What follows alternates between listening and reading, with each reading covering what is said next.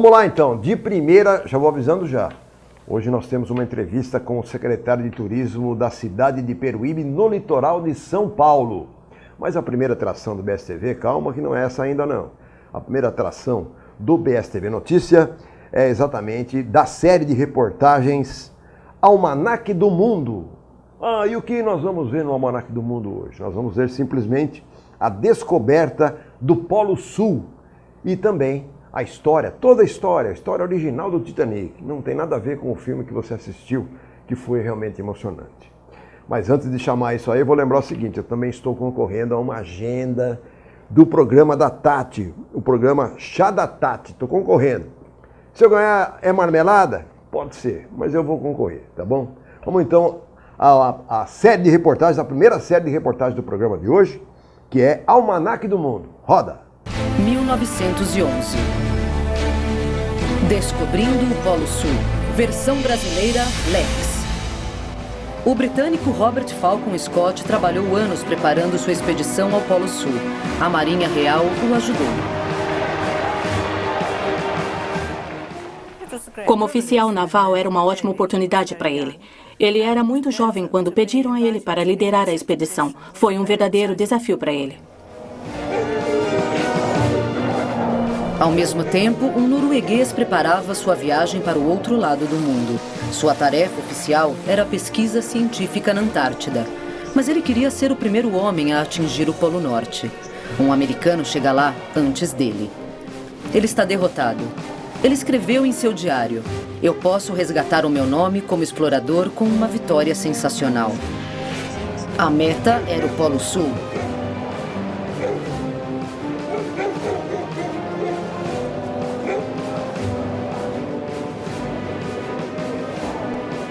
O norueguês planejou sua expedição em segredo, mas aos olhos de todos.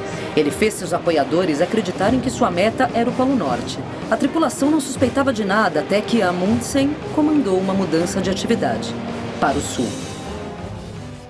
Eles não eram indisciplinados. Eles não foram forçados a fazer nada. Eles fizeram por vontade própria. Ninguém saiu do barco. Todos o acompanharam ao Polo Sul. Eles tinham muita confiança nele. No final do outono de 1910, ele mandou um telegrama ao seu rival. "Gostaria de informar a você que meu barco, o Fram, está a caminho da Antártida." A corrida havia começado. Scott era soldado. A expedição serviu para a carreira militar dele. Entretanto, Amundsen teve autodomínio. 13 de janeiro de 1911, um dia antes do planejado. O norueguês chegou a Bay of Whales. Pela primeira vez, eles avistaram os compactos rochedos de gelo inabitados da Antártida. 2 semanas mais tarde, o navio de Scott, o Terra Nova, entrou na mesma baía. Um avistou o outro.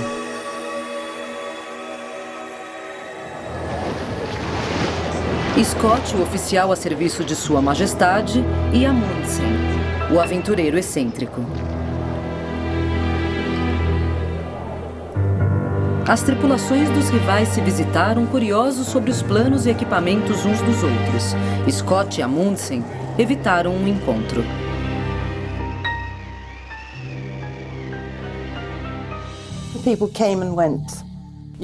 Era um grande vai e vem. As equipes saíam para pequenas expedições.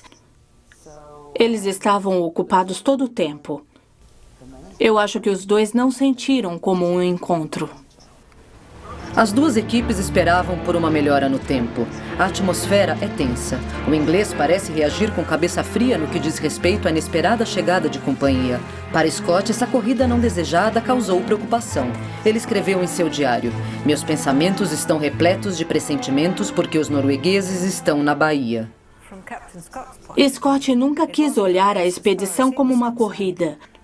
Foi Amundsen que a transformou em corrida quando apareceu repentinamente e simplesmente fez um movimento. A rota de Amundsen levava direto ao Polo Sul, mas cruzando um território desconhecido. A rota do inglês era 150 quilômetros mais longa, mas parcialmente já descoberta. 19 de outubro foi o dia que Amundsen escolheu para começar. A corrida havia começado. O norueguês arreou os cachorros na frente de seu trenó. Os cachorros estavam acostumados a temperaturas extremas e ao trabalho duro. Eles matavam e comiam os animais mais fracos na jornada.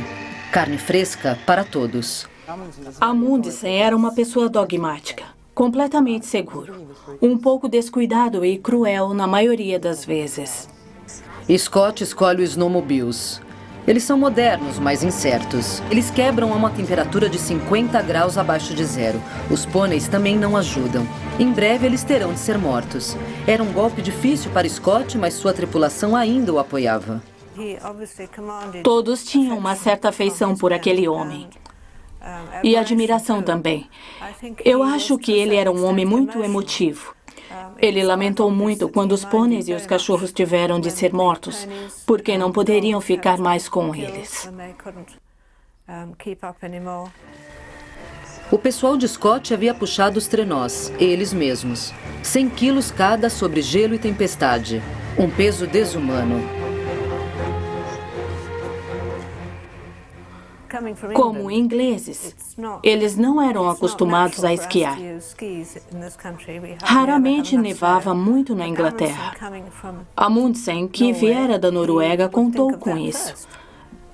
Eu acho que ele teve uma grande vantagem.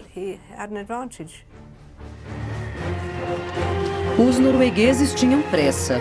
Amundsen conhecia só uma meta, 900 milhas, 90 graus ao sul. Eles partiram 2 meses antes e eles não suspeitaram que o rival Scott ficara para trás. Em 14 de dezembro de 1911, Amundsen estava seguro. Ele havia obtido sucesso. Ele era o primeiro homem no Polo Sul. A Noruega, mais uma vez, havia se tornado uma nação de exploradores. Ele estava feliz e orgulhoso por ter finalmente atingido seu objetivo. Antes de Amundsen retornar, ele escreveu uma carta para seu rival. 4 semanas depois, Robert Falcon Scott chegou ao Polo Sul. Ele havia perdido a corrida ao ponto mais ao sul da Terra. Um novo desafio aguardava os exaustos homens: a morte. Os suprimentos deles estavam acabando. 2 homens haviam morrido de exaustão. Scott supôs que nenhum deles voltaria vivo. Ele escreveu: "Meu Deus, cuide de nossas famílias." Eles estavam a 7 quilômetros do outro acampamento. Eles ficaram sem poder sair de suas tendas por dias, onde corpos foram encontrados mais tarde. Não parou de nevar. As tempestades tornaram os problemas ainda piores. Eles poderiam sobreviver se tivessem um bom tempo por um dia. A tripulação do navio britânico encontrou a morte em suas tendas. Na bota de Scott, a carta de Amundsen notificando o rei norueguês. A Noruega foi a primeira nação no Polo Sul. Amundsen agora já estava comemorando em casa, mas foi uma vitória amarga. Foi o maior triunfo para Amundsen, mas seu prazer foi ofuscado pela morte de Scott. O povo inglês e o Instituto Geográfico os responsabilizaram pela morte de Scott. A morte de Scott foi um mau agouro para Amundsen. A Itália o chamou para ajudar a encontrar um explorador perdido no Polo Norte. Amundsen começou a procurar o explorador. Essa foi a última fotografia do descobridor do Polo Sul. Podemos chamar isso de fé, mas eu acho que Scott e Amundsen morreram em locais que eles gostavam muito. Na tarde de 18 de julho de 1928, Amundsen partiu em direção ao Polo Norte. Às 6h45 da tarde, o contato pelo rádio com ele foi perdido. Ninguém jamais encontrou alguma pista do avião que caiu. –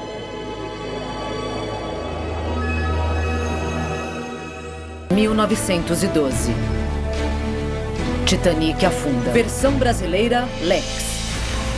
Mais de 80 anos após a tragédia, os destroços do Titanic estão a 12 mil pés no fundo do Atlântico Norte. Com a submersão dele, um mito morreu e nasceu ao mesmo tempo. Eles acharam que o Titanic nunca afundaria. Era uma coisa maravilhosa, incrível mesmo. Era para exceder a natureza e a Deus. 10 de abril de 1912, o Titanic está pronto para zarpar para sua viagem de estreia no porto Southampton. Mais de 1000 passageiros embarcam no maior navio que já havia sido construído. Eles ocupavam seus lugares estritamente de acordo com a classe. As duas eram para milionários e imigrantes pobres. Para todos eles, o destino era o mesmo: Nova York. A terceira classe era para aqueles que pudessem comprar um bilhete por 10 libras para a Terra Prometida. Aqueles que puderam pagar aquelas 10 libras encontraram seus beliches no nível mais baixo do Titanic.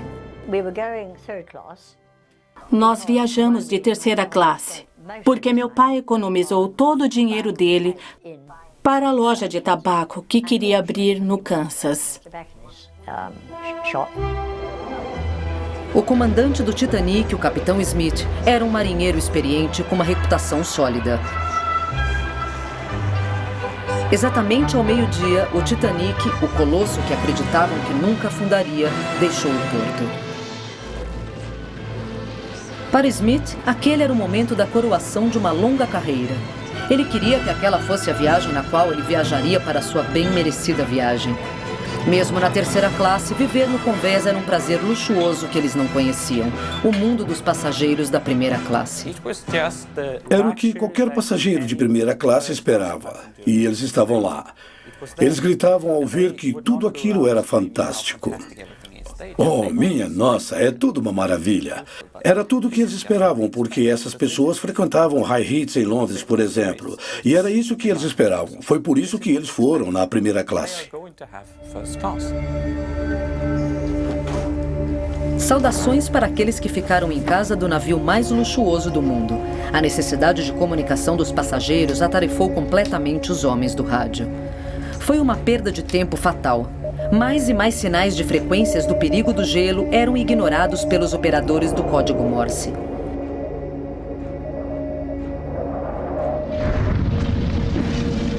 Os motores do navio funcionam a todo vapor. 15 de abril de 1912, pouco antes da meia-noite, cerca de 1.500 pés à frente do navio, o vigia notificou o esboço de um iceberg. Na ponte, o primeiro oficial tentou manobrar o navio para evitar a colisão. O navio balançou bruscamente. Alguns passageiros curiosos da primeira e segunda classe subiram para o convés para dar uma olhada. Na frente do convés, alguns começaram a jogar futebol com os pedaços de gelo com os outros passageiros. Eles sabiam que alguma coisa havia acontecido, mas eles acharam que o estrago seria reparado em breve e o navio continuaria a viagem. Na lateral do navio, um buraco havia sido aberto, a água estava entrando e começou a inundar a sala das caldeiras. Meu pai foi até o convés para ver o que tinha acontecido. Ele voltou e disse à minha mãe: "O navio deve ter colidido com um iceberg. Pegue as crianças e leve-as para o convés." As pessoas no convés ainda estavam calmas. Muitos passageiros não haviam notado a colisão, mas o capitão Smith já sabia da cruel realidade. O navio dele estava perdido e os barcos salva-vidas só dariam para metade dos passageiros. Ele teve algum tipo de surto. Levou muito tempo para ele tomar decisões importantes. Desgraça. A tripulação esperava que o navio próximo ao Titanic pudesse ajudar. Só depois da meia-noite, o capitão deu as ordens para enviarem códigos Morse de emergência. Enquanto isso, a água corria sem parar dentro do navio. Muitas pessoas achavam que o navio jamais afundaria. Então eles ficaram onde estavam. Mas o meu pai tinha uma ideia diferente e ele nos levou imediatamente para o convés. Então ele teve uma intuição de que a família acabaria, ou alguma coisa desse tipo. Ele sentiu que alguma coisa muito ruim estava acontecendo. Os passageiros estavam com uma vontade de entrarem nos barcos salva-vidas. Primeiro as damas, depois as crianças e por último os homens. Até aqui as regras das classes sociais prevaleciam. O problema foi o seguinte: os homens da primeira e segunda classe entraram primeiro nos barcos salva-vidas. Meu pai não pôde vir, ele não escapou. Abaixo do convés, o pânico invadia a terceira classe. Passageiros aterrorizados tentavam chegar ao convés. Membros da tripulação do navio os detiveram. Eu acho horrível que eles não tenham tido a mesma chance de escapar como os milionários. Mas alguns milionários ficaram a bordo. Por exemplo, Isidore Strauss não queria tomar o lugar de uma mulher ou de uma criança. Sua esposa Aida ficou com ele e morreu. John Jacob Astor tinha um lugar no barco por causa de sua esposa grávida, mas ele ficou. Benjamin Guggenheim queria morrer como um cavalheiro. Ele voltou para sua cabine com uma garrafa de champanhe. De minuto em minuto, a polpa do navio subia mais alto. Muitas mulheres e crianças permaneceram atrás no Titanic. De repente, o convés estava cheio de pessoas, como se eles tivessem vindo de um formigueiro, mas não havia mais barcos.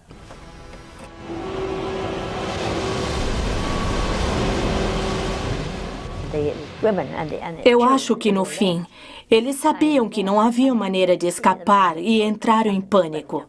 Principalmente as mulheres e crianças estavam sofrendo. A situação era desesperadora.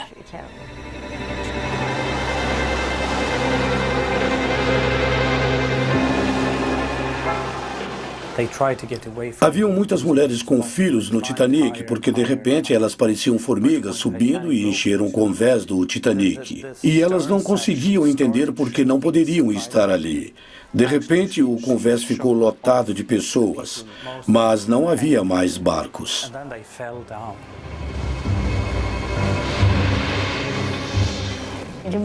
As últimas mensagens são horríveis para mim. Primeiramente porque eu ainda penso na morte do meu pai. Às 2h20, as ondas engoliram o que era até então o maior navio do mundo. 1.495 pessoas perderam suas vidas, fosse congelando ou se afogando. Corpos boiavam na água ao redor dos barcos salva-vidas. 1h30 depois, um outro navio pegou os sobreviventes, cheios de esperança, esperando notícias. Até o sistema de morte pelas classes foi decisivo. 2/3 daqueles da primeira classe, metade dos da segunda classe e só metade dos que haviam comprado um bilhete de terceira classe sobreviveram à catástrofe. Uma coisa fundou com o Titanic: a fé cega na tecnologia. Se alguém dissesse hoje, uma coisa assim não pode acontecer, a resposta seria uma única palavra: Titanic.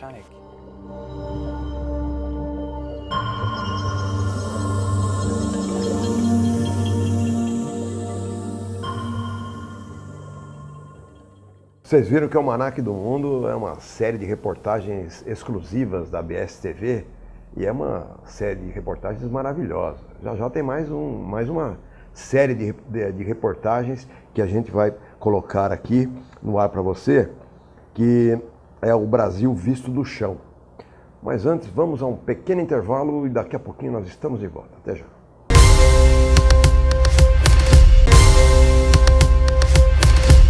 Como eu falei na primeira parte, logo que nós iniciamos o BSTV Notícia, nós fomos até a Secretaria de Turismo da cidade de Peruíbe, no litoral de São Paulo.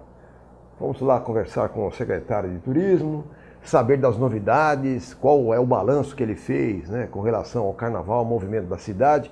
Tivemos chuvas torrenciais, né, ventos fortes em todo o litoral. Será que Peruíbe também foi atingido? Nós falamos sobre isso com o secretário de Turismo, como também um balanço de como foi o final do ano na cidade. Pelo jeito bombou, mas será que bombou mesmo? Vamos conferir. Eu amo Peruíbe, e você, hein? Olha, o BSTV Notícia traz agora uma entrevista rapidinha, mas esclarecedora do secretário de Turismo da cidade de Peruíbe. Como é que foi o carnaval na cidade? Como foi o final de ano para os comerciantes, hotelaria. Tudo isso e muito mais você acompanha a partir de agora no BSTV Notícia. E vamos andando aqui, chegando à Secretaria de Turismo da cidade de Peruíbe, onde nos aguarda já o secretário de Turismo, o Edilson, que está nos aguardando para aquele bate-papo no BSTV Notícia e também para a rede BSTV de televisão. Já estamos aqui com o Edilson Almeida. Bom dia, Edilson, obrigado por nos receber. E o BSTV Notícias tem um prazer de falar com você, até porque para a gente analisar rapidamente como é que foi o carnaval na cidade, qual foi o feedback que foi dado pelos hoteleiros, comércio em geral e principalmente a arrecadação municipal, que a gente sabe que o turismo arrecada para a cidade. Isso é importante, que reverte para a saúde, para a educação, para a segurança. Bom dia. Bom dia, Tuca. Bom dia para todos os telespectadores da BSTV. Obrigado pela oportunidade de estar aqui falando um pouquinho mais de turismo. Tá? Vamos lá, você queria falar sobre carnaval. O carnaval a gente teve essa situação da chuva, né? Nós tivemos sexta programação normal, no sábado teve aquela chuva intensa que só aconteceu o Bloco das Virgens mesmo, que era a programação, mas eles não conseguiram concluir o trajeto por conta da chuva e do vento. No domingo a probabilidade de chuva era de 100% e o dobro de chuva do que aconteceu no sábado, então nós pegamos e transferimos toda a programação que nós tínhamos de blocos com trio elétrico, com deslocamento, nós transferimos para terça-feira. E os blocos que eram estáticos, que iam acontecer aqui no centro, em frente ao Prédio Redondo, nós colocamos na Praça Flórida. Então, assim, deu um resultado positivo, até porque tinha um público além do esperado, tá? Por não estar acontecendo outros blocos, todo mundo se concentrou na Praça Flórida, tinha mais de 3, 4 mil pessoas lá. Foi um sucesso assim, enorme. O pessoal dos blocos não esperavam tanto público, né? E apesar de eu conversei com o Kristen uma vez, acho que durante mesmo o carnaval, na própria Praça Flórida, apesar dessa mudança de programação, não atrapalhou em nada, aconteceu com segurança, aconteceu de uma forma positiva, né? A gente tem que fazer o evento de uma forma, né, que promova a diversão, mas a diversão segura e consciente, né? Então, no balanço geral da coisa, acho que foi positivo, né? Do carnaval. Final de ano, Edilson, superou as expectativas. Nós tivemos aí algo, como já virou tradicional, que é a parada de Natal, tal. Superou as expectativas, porque o que eu notei foi que a hotelaria da cidade, não só da cidade, como também da região, em função do Natal na praia, por incrível que pareça, Itanhaém recebeu hospedagens lá de pessoas que frequentaram aqui o Natal na praia. Superou as expectativas ou eu vi demais? Não, realmente superou a expectativa, né? Nós recebemos mais do que esperava, não só por conta do Natal na praia, mas por conta de uma demanda reprimida que nós tínhamos mesmo, né? Nós saímos da pandemia agora tem um ano, pouco nem isso, né? E tinha uma demanda reprimida, as pessoas precisavam viajar, as pessoas precisavam sair de casa e nós conseguimos ver que foi muito além da expectativa, muito além do esperado. Nós fizemos uma contagem de aproximadamente 20 mil pessoas em cada dia de parada de Natal, tá? Nós tivemos o atendimento do Papai Noel na casinha ali na Praça Matriz. Nós atendemos uma média de 35 mil pessoas durante os 40 dias de Papai Noel. Então você vê, são quase 1.000 pessoas por dia.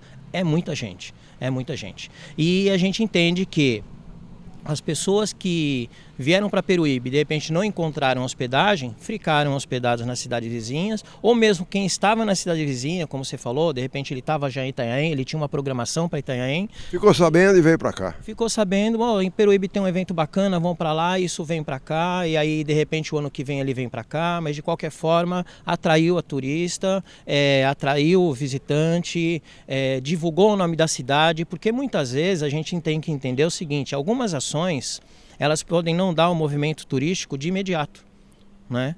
Mas eles colocam o nome da cidade em evidência. Sim, na mídia, né? Toda. Na mídia toda, entendeu? E assim, que nem por exemplo shows. Os shows teve gente falando assim, não, mas esse show não gera movimentação turística. Eu provo que gera. Eu tenho um relatório do local que foram vendidos os ingressos, tinha gente de Goiás, de Minas Gerais, de Mato Grosso. Eu tenho isso, até vou apresentar na próxima reunião do Conselho Municipal de Turismo. E eu duvido que a pessoa que estava em Minas Gerais, em Mato Grosso, em Goiás, veio para cá e veio assistir o show e vai embora. A pessoa ficou hospedada aqui. Sim, claro. E mesmo que seja um número pequeno, está colocando o nome da cidade num hall, né, que não existia antes, que era no hall das cidades realizadoras de grandes eventos. O roteiro para ser consultado durante essa temporada, o ano que vem e outros anos. Próxima temporada, com certeza. Em Peruíbe, ano passado, aconteceu um show grande, vamos ver se vai ter, a gente vai para lá e a pessoa começa a se adequar, né? Assim como aconteceu no Natal na Praia. Natal na Praia 2017 nós não tivemos o público que nós tivemos agora em 2023, ou melhor, 2022, né? Isso foi crescendo gradativamente, mas não dá para ter como é que pode se falar, um retorno imediato, né? De hospedagem, né? Mas o consumo, as pessoas na cidade, isso acontece mesmo. Saindo um pouco do calendário turístico, que é o carnaval, que já é conhecido, sim. né? O aniversário da cidade que caiu junto, né? Até a arena de shows também foi por conta disso, do aniversário da cidade cair junto do carnaval, né? No sábado de carnaval. Uma coisa ajudou a outra e tal. Agora, saindo um pouco do calendário turístico, secretário, a questão dos equipamentos turísticos. A gente sabe que Peruíbe tem essa tendência turística natural, né? Beleza natural. Porque sol e praia, tem centenas de cidades no Brasil. Agora, o diferencial muitas vezes está em determinados equipamentos turísticos.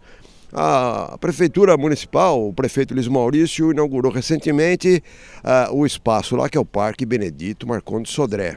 Um novo espaço para a cidade, passa a ser um novo equipamento turístico.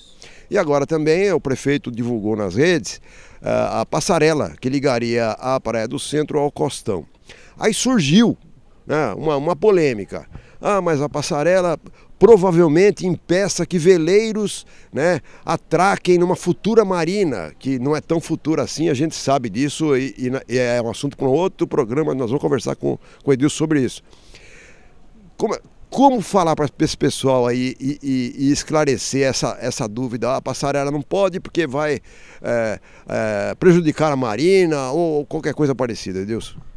O que acontece? O Parque Turístico Benedito Marcondes Sodré foi inaugurado agora, uma obra feita com recursos do DADTUR, que é o Departamento de Apoio e Desenvolvimento das Instâncias Turísticas, investimento de 4,5 milhões aproximadamente. Era um anseio já antigo da população, criou um local para atender as famílias, atender turistas e munícipes também. Muitas vezes falam assim, o equipamento turístico, dá a impressão que é direcionado exclusivamente ao turista. Não é. O equipamento é da cidade, né? E o turista, ele é beneficiado, assim como o munícipe também é. Que era uma fonte de arrecadação. Exato. E você passa lá durante a noite, é lindo de ver. Tá tudo iluminado, um lugar que antes era só mato, né? Não tinha iluminação, era até perigoso passar por lá. Hoje você passa, tem a criançada andando na pista de pump track, tem os playgrounds, tem academia, tem os tabuleiros de dama e xadrez, o pessoal jogando, as famílias andando por lá, bicicleta, skate, enfim. Criou um espaço para a família. E a família não é só o turista, mas também o munícipe. A nossa população também é beneficiada com toda a infraestrutura que faz.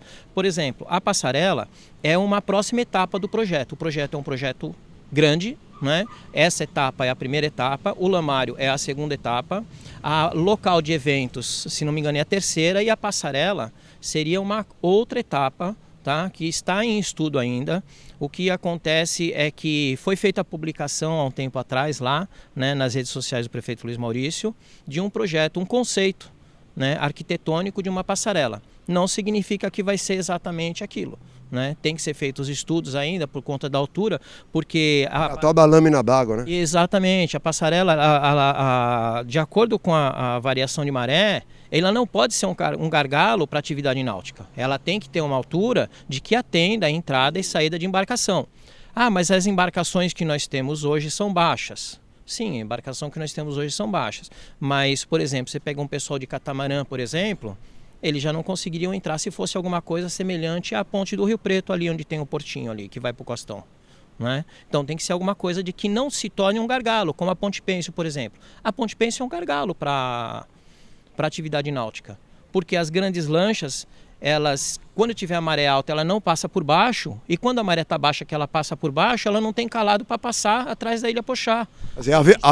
Haverá esse cuidado, então, com relação à passarela. Sim, tem que ter esse cuidado. E outra coisa, o pessoal fala, não passa veleiro por causa do mastro. A gente tem que pensar o seguinte, nós temos calado hoje para entrar veleiro ali, porque a grande maioria dos veleiros, que se não for um catamarão, laser, que é de pequeno porte, se for um veleiro grande, né, de, sei lá, 30 pés, 40 pés, 25 pés, ele tem uma quilha enorme. Ele tem uma quilha de 1,5 m, 2 metros. Não tem calado para entrar hoje. entendeu? Ah, então nunca vai ter calada? Não estou falando que nunca vai ter, eu estou falando que hoje nós não temos. Mas o projeto ele tem que ser concebido pensando nisso. Tem alguma coisa, inclusive, de enrocamento que está sendo planejado e tal, mas isso é uma outra história também. Antiga, né?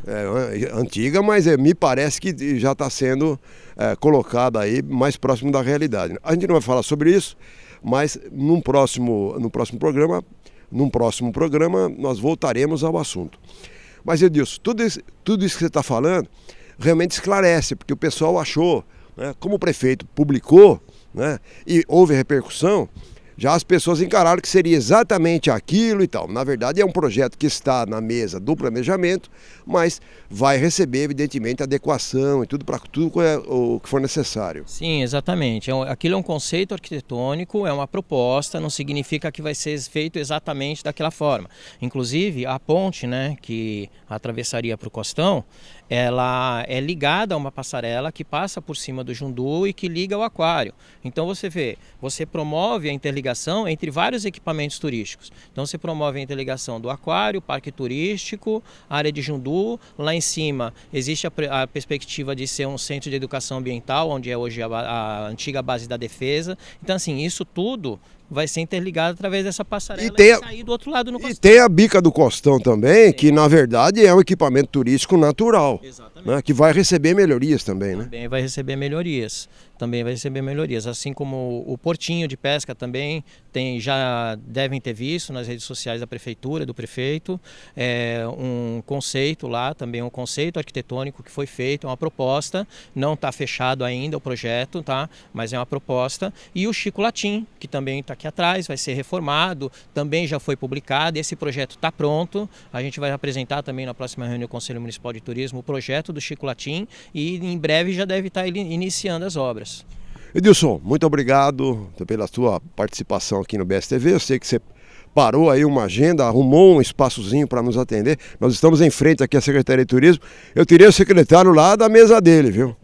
Cheio de papel lá, o homem trabalhando, falou, não, dá um tempinho pra gente aqui no BSTV, e ele carinhosamente nos atendeu.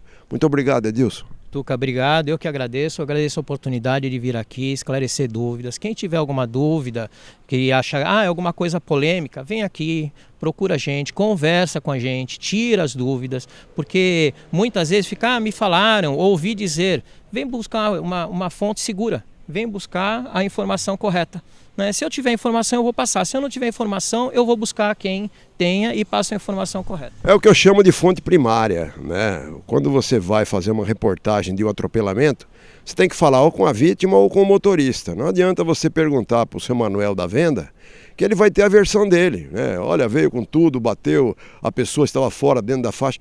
Quem vai dizer tudo é a fonte primária. Essa coisa de ficar bebendo em fontes secundárias, terciárias, a coisa pode ter uma versão que não tem absolutamente nada a ver com a realidade. É por isso que o Namira, inclusive, tem o lance lá, né, da questão da informação verdade, que é o True Information. Agora já está internacional o programa. Obrigado mais uma vez. Eu que agradeço mais uma vez e estamos à disposição. Precisar de alguma coisa, é só chamar. BSTV Notícia continua. Vamos para o intervalo comercial. Já já tem informações da ponta da orelha. Vamos lá. Vocês viram aí a reportagem, bastante explicação, né? Muita explicação, e que nós entendemos algumas situações. Por exemplo, tem aí a polêmica lá da passarela que ligaria a Praia do Centro, próximo ao Portinho, lá ao bairro do Costão. Muita gente falava, né, em rede social, olha, veleiro não vai ter condição de passar. Na verdade, estão colocando, como meu pai diria, a carroça na frente dos bois. Primeiro, vamos aguardar, tem projeto, tudo está sendo estudado. Eu acredito que foi bem elucidativo essa nossa entrevista com o nosso secretário de Turismo da cidade de Peruíbe, no litoral de São Paulo. Vamos mais um intervalinho, já já o Tuca está de volta, eu aguardo você.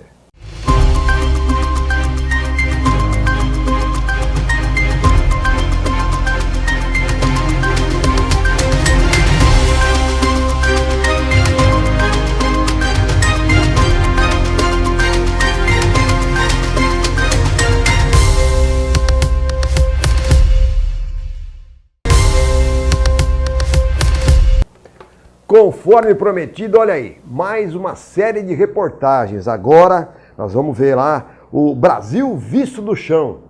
E o que vai ter hoje no Brasil visto no chão? É comemorado, na verdade, na região de Sorocaba, o centenário do Zé Franco. Quem é da região de Sorocaba conhece, muita gente que mora aqui no litoral, pertence à região sorocabana e sabe muito bem quem foi o Zé Franco, o homem das ervas da região sorocabana. Vamos comemorar o centenário juntamente com o centenário do Zé Franco e ficar por dentro da história sorocabana, que é uma história rica, maravilhosa. Eu tenho certeza que vai agradar. Você que é do interior, pode até ser que você não seja da região de Sorocaba, mas é da região de Campinas, Ribeirão Preto, o interior de São Paulo, vai entender exatamente quem foi Zé Franco e tudo o que ele representou. Tenho certeza que na sua cidade também tem nomes assim, nomes que chegam a ser quase folclóricos e devem permanecer sempre na lembrança. É o que eu digo. Vamos dar nome às praças, às ruas, aos locais, para pessoas que escreveram a história dos municípios. E não pensar aí autoridades federais, gente que a gente nem teve contato, né? Até esqueceu várias regiões e dá um nome para o camarada. Vamos valorizar aqueles que realmente fazem a história dos municípios. Vamos lá, acompanha comigo.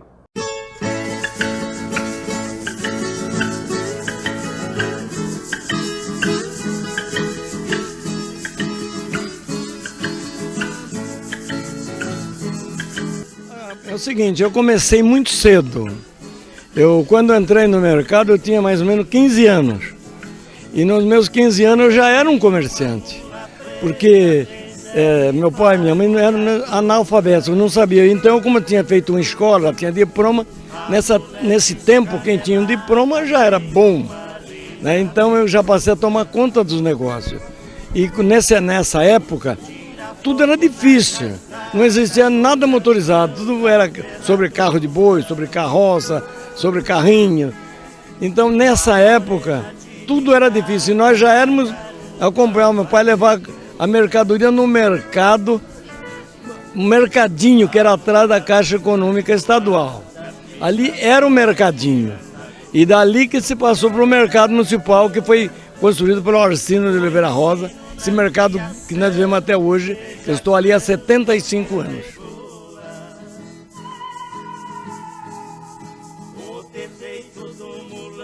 Falo dessas crianças assim, e dos grandes também, que eu sou arrodeado, tanto se vê na minha banca, que eu fico lá 2, 3 horas, tem muita gente que vai lá só para me cumprimentar e tudo, mas essas crianças é inacreditável. Eu não sei se a gente tem alguma coisa fora de si, mas não tem, porque eu amo as crianças assim, muito, muito, muito, toda a vida, desde pequeno, eu fui chegado às crianças. Eu sempre carreguei criança, sempre, para mim, seja filho de quem for, 2, 3 minutos, eu já estou com a criança pego junto comigo.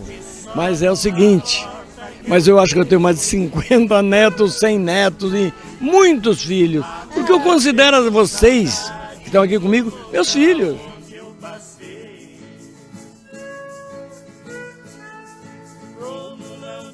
É que eu falo para vocês que essa pergunta que você me fez sobre o Antônio Hermílio, e ele deu uma resposta muito clara, muito bonita, um homem de uma sabedoria incalculável, Antônio Hermílio. Para mim, Antônio Hermílio, um dos maiores brasileiros, que tem, não só pela indústria, mas pelo ser humano que ele é. E ele disse, quando ele morrer, ele não leva nem a carteira dele. Eu vou dizer para você, eu acho que não leva nem sapato quando morrer, eu vou meio de qualquer jeito. Vou meio um caipirão dentro que morreu, mas deixa uma saudade do povo aqui, que eu gosto muito do povo. Uma cobra venenosa, minha mula mordeu. João de Camargo, um mentor. João de Camargo foi uma pessoa maravilhosa. A simplicidade de João de Camargo que eu conheci bem, que ele chegava, não era o carinho com todo mundo, aquele carinho maravilhoso, e aquele carinho maravilhoso que o João tinha com as pessoas, com as crianças. Ele, por exemplo, não tinha ninguém que fosse lá que ele não desse, pelo menos, uma ilusão que a pessoa já estava bom. e a pessoa saía, acho que quase completamente curado daquilo ali. Para mim aquilo foi um espelho muito grande. Como é que se diz? A maneira da pessoa ser e a confiança que a pessoa tem.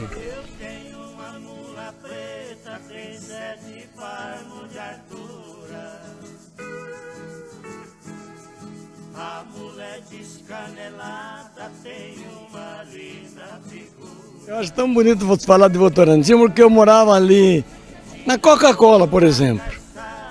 E as festas de Votorantim, nós saímos dali da Coca-Cola, íamos a pé, assistir aquelas grandes festas de Votorantim. Nós íamos a pé, porque era difícil, não havia condição, como eu já cantei para você. Então nós reuníamos um quadrinho de 4, 5 moços e moças e íamos a pé, mais ou menos 15, 16 quilômetros, íamos a pé e voltávamos a pé. A festa de Votorantim, para mim, é um marco muito grande. Aquele povo soube conservar. Votorantim é uma cidade, vou dizer, era um filho de Sorocaba, como você acabou de dizer. Mas foi um filho que cresceu bastante. Um filho assim, que cresceu com sabedoria. Votorantim hoje é uma cidade maravilhosa. Hoje é um berço do povo, vai dormir em Votorantim, trabalha em São Paulo, trabalha em Sorocaba. Isso é porque a cidade é boa. Quando acontece isso com as pessoas que vão para dormir ou para morar, porque a cidade é boa, só tem a dizer de Votorantim e do seu povo de votorantinense. Parabéns para vocês de morar numa cidade maravilhosa como aquela.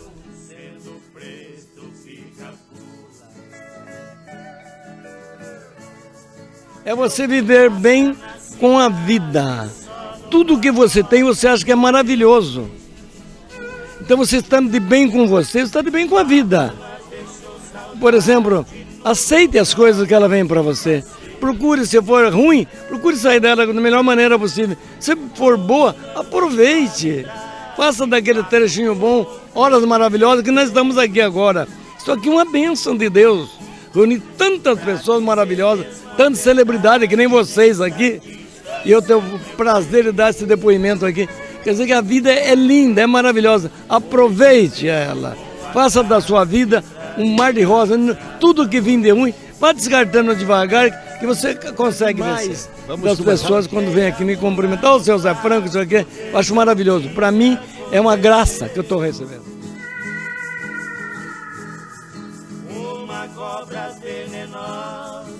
Esse não tem palavras também, como o Elton. O Renato é uma pessoa simples, uma pessoa de coração maravilhoso e outra coisa. O Renato não manda, ele faz. É muito importante as pessoas que não enrolam as coisas. Eu não gosto do político que enrola. Eu gosto do político que faz. Ele é dinâmico, ele faz, se ele puder fazer, ele faz. Se não puder, ele diz, vamos deixar para depois, mais tarde. Não vai dar. E outros não, vai dizer, venha, vamos. Eu não gosto disso. Eu sou muito caipira, muito caboclo. Caboclo não gosta de enrolamento. Caboclo gosta de coisa sincera e no ato. Tá, dá cá e toma lá.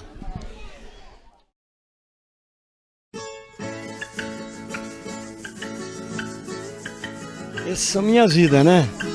Eu vivi em torno dessas três criaturas. Vivi em torno dele, passei altos e baixos na minha vida. Amando como demais eu amei uma pessoa. Amei meus filhos demais. Eles sabem disso. Fiz tudo e o que eu queria, graças ao bom Deus e a minha vida, eu trouxe os três comigo, juntinho trabalhando comigo. Isso é a maior honra na minha vida, a maior grandeza que eu consegui até hoje, trazer os meus filhos junto comigo. Aqui, dali, quando você entra na minha sala, você vê escrito, aqui mora gente feliz. Está escrito ali, aqui mora gente feliz. E eu acho que quem mora aqui sou eu, sou muito feliz então. E acho que eu posso dar felicidade para os outros que vêm aqui, alegria para os outros que vêm aqui, que eu não quero magoar ninguém. Nem vizinho, nem amigo, nem nada. Que se eu fizer alguma mais, ele me perdoe. E se eu puder contornar, eu contorno com a maior alegria. Isso é que eu acredito que eu fiz a vida inteira. E para mim, foi o meu presente que está sendo hoje. Você vê o meu presente, criança, é grande, é adulto, é político, é pessoas que nem vocês, celebridades, pessoas que... Essa é a minha vida, que eu pedi a Deus e Ele me deu. O que eu tenho que fazer agora? Somente agradecer.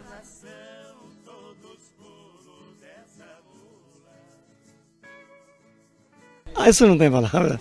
Minha amiga, minha companheira, rádio junto, passeio, tudo que você falar de Zilá Gonçalves, uma das vozes mais bonitas de Sorocaba, em locução, número de pessoas, ninguém, porque eu gosto muito dela e gosto das outras também. Mas é o seguinte, é uma escritora humana, tudo, ela é humana e sabe contornar as coisas. Bom, olha, a música sertaneja que em si, eu sou sertanejo, eu adoro tudo quanto é sertanejo, mas Cheiro de Relva, ela emplaca no coração das pessoas, porque ela fala da natureza. E falou da natureza, falou do Zé Franco. É bonito estender. Foi dizendo boa tarde pra minha casa, voltei. Soltei a mula no pasto, veja o que me aconteceu. Uma cobra venenosa minha mula mordeu. Com o veneno dessa cobra a mula nem se mexeu. Só durou umas 4 horas, depois a mula morreu. Acabou-se a mula preta que tanto gosto me deu.